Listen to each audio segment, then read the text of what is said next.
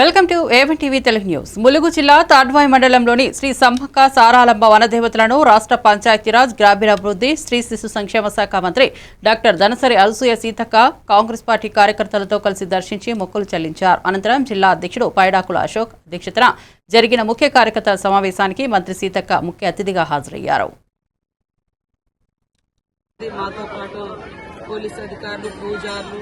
ఇతర పెద్దలు కూడా అందరం పార్టిసిపేట్ చేసి ఈ యొక్క జాతర రాబోయేటువంటి కాలంలో జాతర జరుగుతుంది. సేమ్ టైంలో మరి పెద్ద ఎత్తున ముఖ్యమంత్రి రేవంత్ రెడ్డి గారు నిధులు కేటాయించి ఈ యొక్క గద్దెల ప్రాంగణాన్ని పునరుద్ధరించాలి, అద్భుతంగా నిర్మాణం చేసి 1000 ఏళ్లు భక్తులకు అందుబాటులో ఈ టెంపుల్ ఉండాలి, గుడి ఉండాలి సమ్మక్క సారలమ్మ అనే ఉద్దేశంతో మరి వారు కూడా యుద్ధ ప్రాతిపదికన తీసుకొని గత వారం క్రితం పనులు కూడా మొదలు పెట్టడం జరిగింది.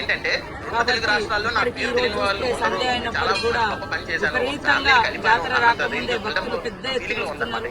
భక్తులకు కూడా మొన్న ముఖ్యమంత్రి గారు వచ్చిపోయిన తర్వాత మేడారానికి చాలా మందికి ఇంకా ఇక్కడ జరుగుతున్నటువంటి పనుల గురించి కూడా బాగా తెలిసి ఇంకా విశ్వాసంతో విశ్వాసంతో నమ్మకంతో భక్తులు పెద్ద ఎత్తున వస్తా ఉన్నారు.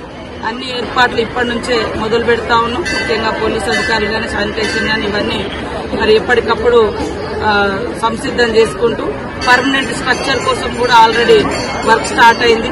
తొందరలోనే ఇక్కడ గ్రనైట్స్ తీసుకొచ్చి కూడా నిర్మాణం మొదలు పెట్టడం జరుగుతుంది. ముఖ్యంగా పాత చుట్టూ ఉన్నటువంటి సాలారం కూడా ఇప్పటికిప్పుడు తీసేయకుండా మరి కొత్తది నిర్మాణం అవుతున్న క్రమంలో తీసేస్తే ఎక్కువ రోజులు భక్తులకు కూడా మరి రావడానికి సౌకర్యవంతంగా ఉంటుందనే ఉద్దేశంతో అధికారులు అదేవిధంగా పూజారులు మరి ఆర్కిటెక్చర్స్ మేమందరం కలిసి ఈ యొక్క గుడి నిర్మాణంలో భాగం పంచుకోవడం మా అదృష్టంగా భావిస్తా ఉన్నాం.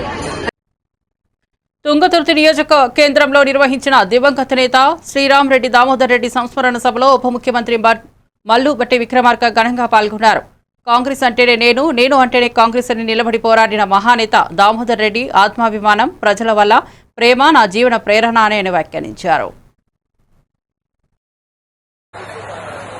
ఆ రోజు ఆయన వయసును కూడా లెక్క చేయకుండా, ఆరోగ్యాన్ని కూడా లెక్క చేయకుండా నాతో పాటు ఆ ఎండలో అడుగులో అడుగు వేస్తూ ఈ జిల్లా దాటేంత వరకు నా వెన్నంటి ఉండి నడిపించినటువంటి ఒక గొప్ప సోదరుడు ఈరోజు మా మధ్య మనందరి మధ్య లేనందుకు నిజంగా చింతిస్తా ఉన్నాం.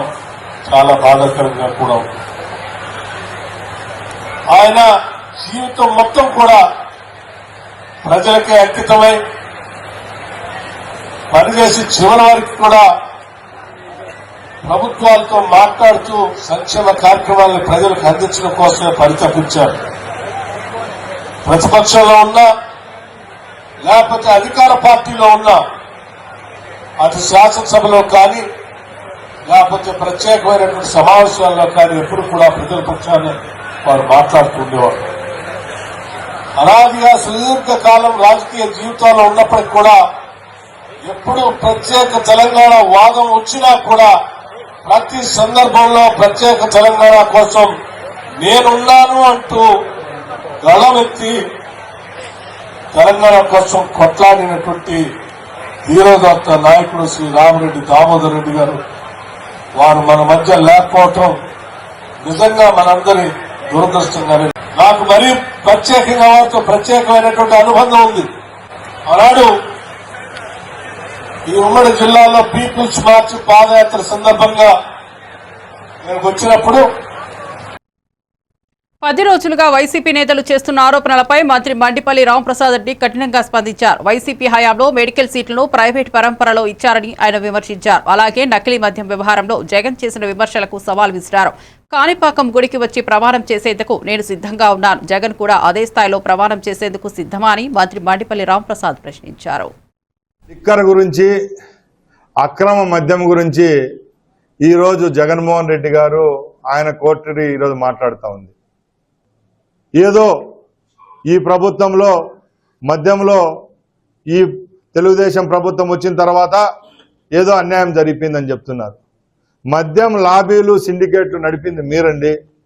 ముఖ్యంగా గత 5 సంవత్సరాల్లో నాసిరకం మద్యం తయారు చేసింది మీరు. ఈ రాష్ట్రంలో తయారు చేసే విధానాన్ని కనబెట్టింది మీరు. మీరు తప్పులు చేసి మీ తప్పులు కప్పుపుచ్చుకునేదానికి మీ మీద జరుగుతున్న బ్యాడ్ ప్రాపగాండాని ఏదైతే ఉందో దాన్ని వేమార్చే విధంగా ఈరోజు మా పైన జరుగుతూ ఉంది. మేము ఒకటే చెప్తున్నాం, ఏ రోజైనా ఏ విషయంలోనైనా చిన్న వెంట్రుకంతా మా పార్టీ నాయకులైతేనే మాకు సంబంధించిన వారు తప్పు చేశారని తెలిస్తే మా ముఖ్యమంత్రి గారు చర్యలు తీసుకుంటారు. అదేవిధంగా నిన్న జరిగిన ఘటనలలో కూడా రాష్ట్ర ఎక్సైజ్ చట్ట పరిధిలోకి ఎవరు తప్పు చేసినా వాళ్ళని తీసుకొని వచ్చి శిక్షిస్తామని చెప్పడం జరిగింది. దానిలో భాగంగానే ఈరోజు టాస్క్ ఫోర్స్ పనిచేస్తా ఉంది. ఎవరైతే దీంట్లో తప్పు చేశారో వాళ్ళందరినీ ఇంట్రాగేట్ చేయడం, కటకటాలు పాలు చేయడం కూడా జరిగింది. మీ ప్రభుత్వంలో ఇలాంటి పరిస్థితి లేవనెత్తింటే మీరు చేసి ఉంటారని అడుగుతున్నాం. తెలంగాణ ప్రభుత్వం సిరిసిల్ల ప్రాజెక్ట్ అయిన SRSP2కి RDR SRSP2 అనే పేరు పెట్టింది. రాంరెడ్డి దామోదర్ రెడ్డి త్యాగాలను గుర్తింపుగా ఈ నిర్ణయం తీసుకుంది. సీఎం రేవంత్ రెడ్డి 24 గంటలు కూడా గడవక ముందే అధికారికంగా జీవో జారీ చేశారు. స్వాతంత్ర సమరయోధుడు, రైతు ఉద్యమ నేతగా నిలిచిన రాంరెడ్డి దామోదర్ రెడ్డి కృషి రాష్ట్రానికి మైలురాయిగా నిలిచిందని రేవంత్ రెడ్డి పేర్కొన్నారు. ఈ ప్రాజెక్టు ద్వారా ఉత్తర తెలంగాణ జిల్లాలకు సాగునీరు అందడం ఆయన కలగా ఉండేదని తెలిపారు. ఏ ఒక్కరికి కూడా ఈ వేదిక మీదనే కాదు, ఈ రోజు వారి సంతాప సభలో పాల్గొన్న దాదాపుగా 1,00,000 మంది దామోదర్ రెడ్డి గారి అభిమానులే కాదు, నల్గొండ జిల్లాలో ఉమ్మడి రాజకీయ పార్టీలు ఏవైనా సరే, కమ్యూనిస్టులు కావచ్చు, కాంగ్రెస్ కావచ్చు, ఆనాటి తెలుగుదేశం పార్టీ కార్యకర్తలు కావచ్చు, SRSPకి రామరెడ్డి దామోదర్ రెడ్డి గారి పేరు పెట్టడంలో ఎవరికి ఎలాంటి అభ్యంతరం ఉంటుందని నేను అనుకోను. నిజంగా వారికి ఇది ఒక గుర్తింపు, వారికి నిజమైన నివాళి. SRSP2కి RDR SRSP2 అని నామకరణం చేయడం వారికి నిజమైన నివాళి, వారి పోరాటానికి, వారి త్యాగాలకు గుర్తింపు. 24 గంటలు తిరిగే లోపల తప్పకుండా జీవోను ఇచ్చి రామరెడ్డి దామోదర్ రెడ్డి గారి యొక్క గౌరవాన్ని, వారి త్యాగాలని తెలంగాణ రాష్ట్ర ప్రభుత్వం గుర్తిస్తుంది. రాజకీయ పార్టీ మాజీ మంత్రి రోజా మంగళవారం రాష్ట్ర వ్యాప్తంగా నకిలీ మద్యంపై బలమైన రైతు పాడును ప్రకటించి మహిళలను ఎక్సైజ్ ఆఫీసుల ముందుకు రావాలని పిలుపునిచ్చారు. ఆమె భర్తలు, అన్నదమ్ములు, కుటుంబ సభ్యుల జీవులు రక్షించుకోవడం అంటే ప్రతి గ్రామం, పట్టణం నుండి మహిళలు భాగస్వామ్యం కావాలని హెచ్చరించారు. రేపు ఉదయం నుంచే అన్ని ఎక్సైజ్ కార్యాలయాల ముందు శాంతియుత ధర్నాలు జరగబోతున్నట్టు ఆమె పేర్కొన్నారు. వాళ్ళ మాంగళ్యాల్ని కాపాడే విధంగా తాను అధికారంలోకి వచ్చిన మొదటి రోజు నుంచే ఏ విధంగా 43,000 బెల్ట్ షాపుల్ని రిమూవ్ చేశారు. అలాగే మీరు చూస్తే బార్లని ఏ విధంగా తగ్గించారు, పర్మిట్ రూమ్లని ఏ విధంగా రిమూవ్ చేయడం జరిగింది. అలాగే కొత్త బార్లకు గానీ లైసెన్స్ ఇవ్వకుండా, కొత్త డిస్టిలరీ లైసెన్స్ ఇవ్వకుండా మరి ఈ వైన్ షాప్స్ ని ప్రభుత్వ షాప్స్ గా మార్చి టైం కూడా ఏ విధంగా దగ్గరకు చేసి మరి ప్రజలకి మద్యాన్ని దూరం చేస్తూ ప్రజల్ని కాపాడుకుంటూ మహిళల్ని కాపాడుకుంటూ ముందుకు వెళ్లాడో ఈ రాష్ట్రంలో ఉన్న మహిళలందరూ ఈ రోజు మళ్లీ ఒకసారి గుర్తు చేసుకుంటున్నారు. ఎందుకంటే ఈ రోజు ఈ రాష్ట్రంలో నారావారి ఈ కల్తీ సారాతో ఎంత మంది రాష్ట్ర వ్యాప్తంగా చనిపోతున్నారు. దీని వెనక అంటే ఈ రాకెట్ వెనక పెద్ద పెద్ద వాళ్ళు ఎలా ఉన్నారో సాక్ష్యాధారాలతో కూడా మీకు బయటకు వస్తున్నాయి. నిజంగా ఎంత సిగ్గుచేటంటే ఈరోజు ఈ మొలకల చెరువులో బయటపడ్డ కల్తీ మద్యం స్కామ్ చూస్తే ఈ టీడీపీ నాయకులు అనేవాళ్ళు డెకాయిట్ల కన్నా, బందిపోట్ల కన్నా ఎంత ఘోరంగా తయారయ్యారో మనకు అర్థమవుతుంది. ఎందుకంటే జగన్మోహన్ రెడ్డి గారిని కొట్టే దమ్ము లేక ఈవీఎంలను మేనేజ్ చేసుకొని జగన్మోహన్ రెడ్డి గారు ఇస్తున్న మంచి సంక్షేమ పథకాలు ఇవ్వటమే కాకుండా సూపర్ 6 ఇస్తాము, ఇద్దరుంటే ఇద్దరికి, నలుగురుంటే నలుగురికి అని ఏ విధంగా అబద్ధాలు చెప్పి అధికారంలోకి వచ్చింది ప్రజలకి మంచి చేయడానికి కాదు, ప్రజల్ని పీల్చి పిప్పి చేయడానికి అనేది ఈ రోజు తెలుగుదేశం పార్టీ వాళ్ళు మరొకసారి నిరూపిస్తున్నారు. నిజంగా ఈరోజు ఈ రాష్ట్ర ప్రజలు తెలుసుకోవాల్సింది ఒక్కటే, ఎందుకంటే చంద్రబాబు నాయుడు అనేవారు ఎప్పటికీ మారడు. వాళ్ళ మాంగళ్యాల్ని కాపాడే విధంగా రాష్ట్రంలో మెడికల్ కాలేజీల ప్రైవేటీకరణ అంశంపై మాజీ మంత్రి సీదిరి అప్పలరాజు తీవ్రంగా స్పందించారు. మెడికల్ విద్య ప్రజలకు అందుబాటులో ఉండాలి, కానీ వాటిని ప్రైవేట్ చేతుల్లోకి అప్పగించడం ప్రజా వ్యతిరేక నిర్ణయమని తెలిపారు. తానే ఈ కాలేజీలను ప్రారంభించానని చంద్రబాబు చెప్పుకోవడంలో ఎలాంటి అభ్యంతరం లేదని, కానీ ప్రజల సొత్తుగా ఉన్న విద్యా సంస్థలను వ్యాపార కేంద్రాలుగా మార్చడం తప్పని వ్యాఖ్యానించారు. దేశంలో ఇలాంటి నిర్ణయాలు తీసుకునే ప్రభుత్వం ఎక్కడా లేదని విమర్శించారు.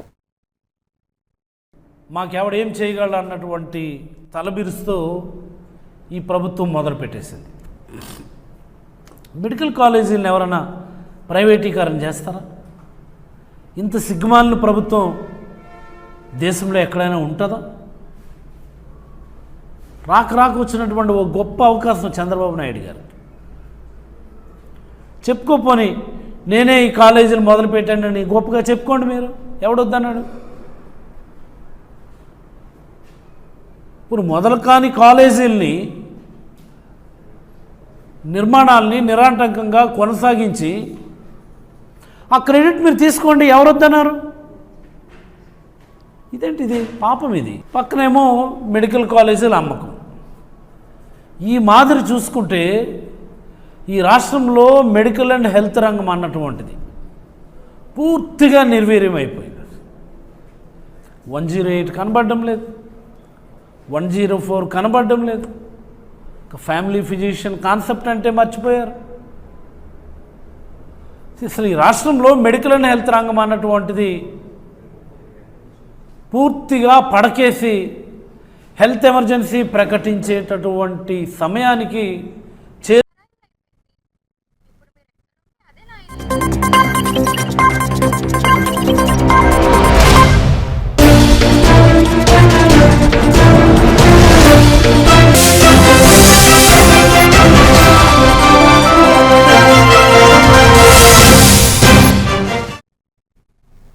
మంత్రి వివేక్ వెంకటస్వామి సంచలన వ్యాఖ్యలు చేశారు. తాను కష్టపడి పనిచేస్తున్న నేపథ్యంలో కొందరు తనపై కుట్రలు చేస్తున్నారని ఆరోపించారు. ముఖ్యంగా మంత్రి అడ్లూరి లక్ష్మణ్ రెచ్చగొట్టి తనపై విమర్శలు చేయిస్తున్నారని వెల్లడించారు.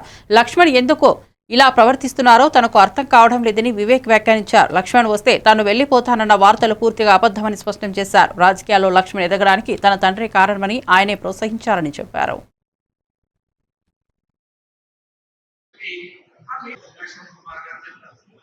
మీటింగ్ అటెండ్ చేస్తాం. ఆ మీటింగ్ తర్వాత ఇంకొక మీటింగ్ పోయినాం, ఇద్దరం లిబరేస్ మీటింగ్. దాంట్లో ఇద్దరం పక్కనే కూర్చున్నాం. కూర్చొని నేను కూడా చెప్పినాను, మంత్రి గారు చాలా మంచిగా పనిచేస్తున్నారని చెప్పి ఆ మీటింగ్ లో చెప్పినాను. నా మీద ఎన్ని ఇన్ఫర్మేషన్ చేసినాడో నాకు అర్థం కాలేదు. ఆయన అది కూడా చెప్తున్నాడు, నేను రాజకీయం అని చెప్పి వెళ్ళిపోతున్నాడు. అంటే తప్పుడు ప్రచారం ఎందుకు చేయాలి? నేను ఉన్నాను అక్కడ, అందరు చూస్తున్నారు, మీటింగ్లలో చూస్తున్నారు. అన్ని మీటింగ్లలో నేను కలిసి పనిచేస్తాను. అసలు వాడు రాజకీయాలలో వచ్చినప్పుడు కాకా వెంకటస్వామి గారే వారిని ప్రోత్సహించి ఒక సెక్రటరీ యూత్ కాంగ్రెస్ లో ఉన్నాడు, వారికి ప్రోత్సహించాలని చెప్పి మొదటి కాంగ్రెస్ టికెట్ లక్ష్మణ్ కుమార్ ఇచ్చింది కాకా వెంకటస్వామి. మర్చిపోతున్నాడు ఆయన. ఇంకొక విమర్శ చేస్తున్నాడు కాకా వెంకటస్వామి గారు 5th అక్టోబర్ నాడు ఏదైతే జయంతి సందర్భంగా ప్రభుత్వం దీన్ని సెలబ్రేట్ చేయాలని రేవంత్ రెడ్డి గారు జీవో ఇచ్చారు. దాని ప్రకారంగానే బర్త్డే సెలబ్రేషన్ స్టార్ట్ చేస్తారు. జోర్డాన్లో చిక్కుకున్న తెలంగాణ గల్ఫ్ కార్మికులను మాజీ మంత్రి హరీష్ రావు భరోసా ఇచ్చారు. ఉపాధి కోసం విదేశాలకు వెళ్లి సమస్యల్లో చిక్కుకున్న కార్మికులతో ఫోన్ ద్వారా మాట్లాడిన హరీష్ రావు వారి పరిస్థితిని వివరంగా తెలుసుకున్నారు. మీ సమస్యలను విదేశీ వ్యవహారాల శాఖ దృష్టికి తీసుకెళ్తారని, త్వరలోనే మేము తెలంగాణను రప్పించేందుకు అన్ని విధాలా కృషి చేస్తున్నామని తెలిపారు. గల్ఫ్ కార్మికుల కుటుంబాలు ఆందోళన చెందవద్దని ప్రభుత్వం మరియు సంబంధిత అధికారులు సమన్వయం చేసుకుంటూ అవసరపడే చర్యలు తీసుకుంటున్నామని స్పష్టం చేశారు. మాట్లాడుతున్నాడు సార్ నాకు సురేష్ రెడ్డి సార్ గారు చేసి సార్ మాట్లాడి సార్ హరీష్ రావు సార్ ఇలా నంబర్ ఇచ్చేందుకు నేను మాజీ స్పీకర్ మాట్లాడుతున్నాను పాల్గొండ మండలం మాది అని చెప్పి ఢిల్లీలో ఉన్నాను బాబు మీ పాస్పోర్ట్ డీటెయిల్స్ పెట్టండి అని చెప్పింది సార్. అవును సురేష్ రెడ్డి సారే ఇప్పుడు ఢిల్లీలో ఉన్నాడు, మన ఇండియన్ ఎంబాసీకి మాట్లాడుతున్నాడు, ఎక్స్టర్నల్ అఫైర్స్ మాట్లాడుతున్నాడు. నేనే చెప్పిన ఎట్లా మన పిల్లల్ని తీసుకొచ్చుకుందామన్నా కొద్దిగా సీరియస్ తీసుకోండి అంటే పాపం సురేష్ రెడ్డి గారు వారు ఇప్పుడు ఎంపీ, మన బీఆర్ఎస్ పార్టీ రాజ్యసభ ఎంపీ, వారే సీరియస్ తీసుకొని ప్రయత్నం చేస్తున్నారు. అయితే ఇప్పుడు ఆ పెనాల్టీ ఏదో వేస్తారట జనరల్గా, అది తక్కువ చేసి కొద్దిగా తక్కువ పెనాల్టీ వేసేటట్టు చేస్తే ఏదైనా కట్టి మిమ్మల్ని బయటకు తీసుకొచ్చుకుందామని ప్రయత్నం చేస్తున్నాము. ఎక్కువ నేను పర్సూ చేస్తాను, ఆ ప్రదీప్ అగర్వాల్ నంబర్ తీసుకొని కూడా మాట్లాడతాను. మీరు సురేష్ రెడ్డి గారితో ఫోన్లో టచ్లో ఉండండి, మెసేజ్ కానీ ఫోన్ కానీ, నేను కూడా టచ్లో ఉంటాను. వీలైనంత తొందరగా దానికి ఒక పరిష్కారం తీసుకుంటాం. పెనాల్టీ అంటే పెనాల్టీ కట్టేంత లేదు సార్, ఏంటంటే 1 year అది ఇక్కడ కంట్రీలే లేదంటున్నారు సార్. ఎందుకంటే ఇతరులు వేరే కంపెనీలు ఉన్నారు సార్ మన తెలంగాణలో. పెనాల్టీ అనేది లేదు సార్, చాలా ఇచ్చారు పోయారు, దాని ఉద్దేశంతో మేము అంటున్నాం సార్. అదే మాట్లాడుతున్నాం సార్, మాట్లాడుతున్నాం బెట్ట పెనాల్టీ వేయొద్దనే మాట్లాడదాం. ఒకవేళ ఏదన్నా వేసినా తప్పది అనుకుంటే మేము గట్టిగానే తీసుకొస్తాం లేరా బాబు, తొందరపడకు, టెన్షన్ పడకుండా. మిమ్మల్ని ఎవడో బ్రోకర్ మోసం చేసిండు, బట్ అక్కడ దేశం యొక్క పద్ధతులు ఉంటాయి, తెలుసుకోండి మీరు కూడా. మన సురేష్ రెడ్డి గారు కూడా తెలుసుకుంటున్నారు, నేను కూడా తెలుసుకుంటా. తొందరగా ఎంత వీలైతే తొందరగా మేము తీసుకొస్తాం. సరే సార్, ఖచ్చితంగా సార్. ఒక విషయం సార్, మంత్రులు కొండా సురేఖ, పొంగులేటి మధ్య తలెత్తిన విభేదాలపై టీపీసీసీ చీఫ్ మహేష్ కుమార్ గౌడ్ స్పందించారు. ఇది పెద్ద సమస్య కాదని, కేవలం సమాచార లోపం వల్లే చిన్న అపార్థం ఏర్పడిందని తెలిపారు. సీఎం రేవంత్ రెడ్డి తానే కూర్చొని ఈ విషయాన్ని చర్చించి పరిష్కరిస్తామని చెప్పారు. పార్టీ కుటుంబంలోనే ఇది జరిగినదని, బయటకు పెద్దదిగా చూపించాల్సిన అవసరం లేదని వ్యాఖ్యానించారు. కాంగ్రెస్ ప్రభుత్వంలో అందరూ ఒకే లక్ష్యంతో పనిచేస్తున్నారని, పార్టీ ఏకతాభావం దెబ్బతినే పరిస్థితి లేదని స్పష్టం చేశారు. పరిష్కరింపజేసే ప్రయత్నం చేస్తాం. పెద్ద సమస్య కాదు. మంత్రులు ఏదైనా అది మా కుటుంబ సమస్య, మా దృష్టి కూడా వచ్చింది. ముఖ్యమంత్రి గారు నేను కూర్చొని దాని సమస్య పరిష్కరింప చేస్తాం. వచ్చారు సీతక్క గారు కూడా, కొండా సూర్య గారు ఇద్దరు కూడా మాట్లాడినారు. అది కంప్లైంట్ లాగా కాకుండా ఒక ఉన్నట్టు సమాచారం నాకు ఇచ్చినారు. డెఫినెట్గా మాట్లాడేది పరిష్కరింపజేసే ప్రయత్నం చేస్తాం. పెద్ద సమస్య కాదు, అది చిన్న అది సమాచార లోపం వల్ల జరిగింది. మంత్రులు ఏదైనా అది మా కుటుంబ సమస్య, మా దృష్టి కూడా వచ్చింది. ముఖ్యమంత్రి గారు నేను కూర్చొని దాని సమస్య పరిష్కరింప చేస్తాం. వచ్చారు సీతక్క గారు కూడా, కొండా సూర్య గారు ఇద్దరు కూడా మాట్లాడినారు. అది కంప్లైంట్ లాగా కాకుండా ఒక ఉన్నట్టు సమాచారం నాకు ఇచ్చినారు.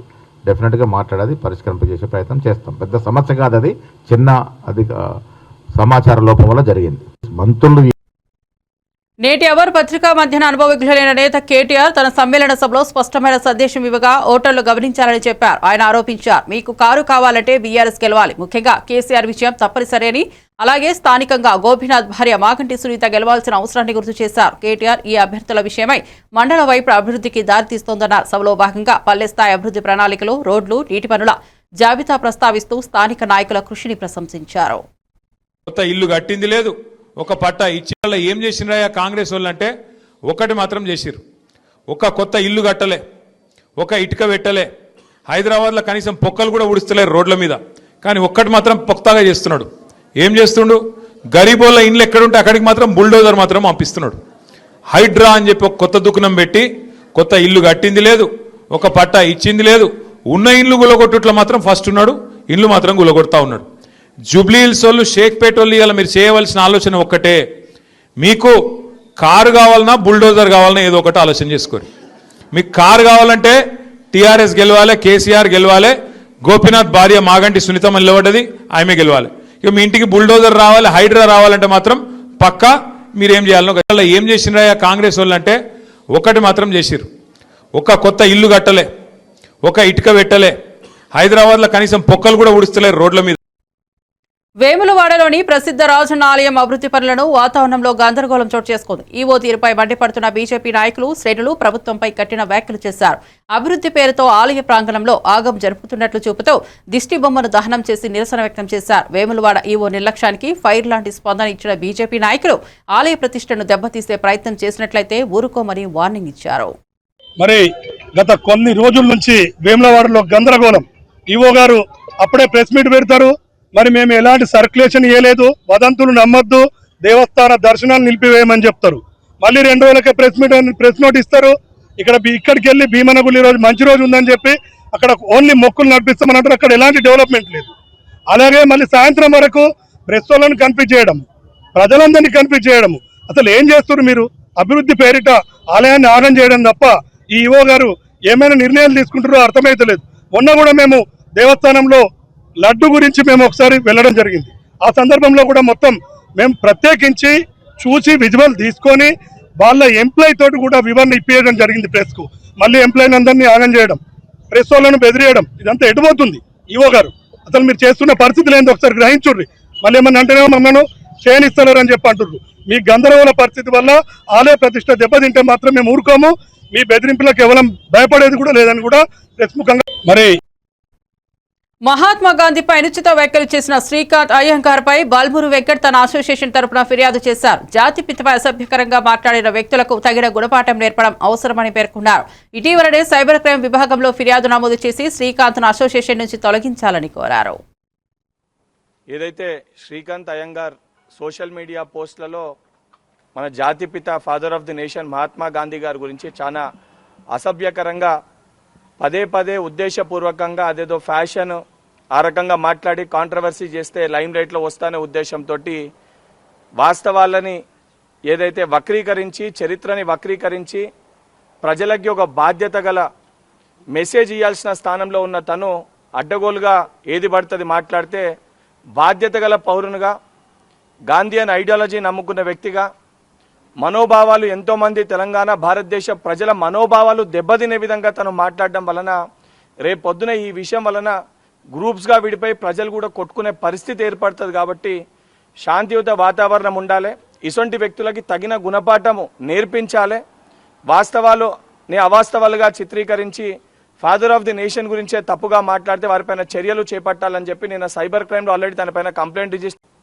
ఏదైతే శ్రీకాంత్ అయ్యంగార్ సోషల్ మీడియా పోస్టులలో మన జాతిపిత father of the nation Mahatma Gandhi గారి గురించి చాలా అసభ్యకరంగా పదే ఉద్దేశపూర్వకంగా అదేదో ఫ్యాషన్ ఆ రకంగా మాట్లాడి కాంట్రవర్సీ చేస్తే లైమ్ లైట్లో వస్తానే ఉద్దేశంతో వాస్తవాలని ఏదైతే వక్రీకరించి, చరిత్రని వక్రీకరించి ప్రజలకి ఒక బాధ్యతగా. మరిన్ని అప్డేట్స్ కోసం చూస్తూనే ఉండండి A1 TV తెలుగు న్యూస్.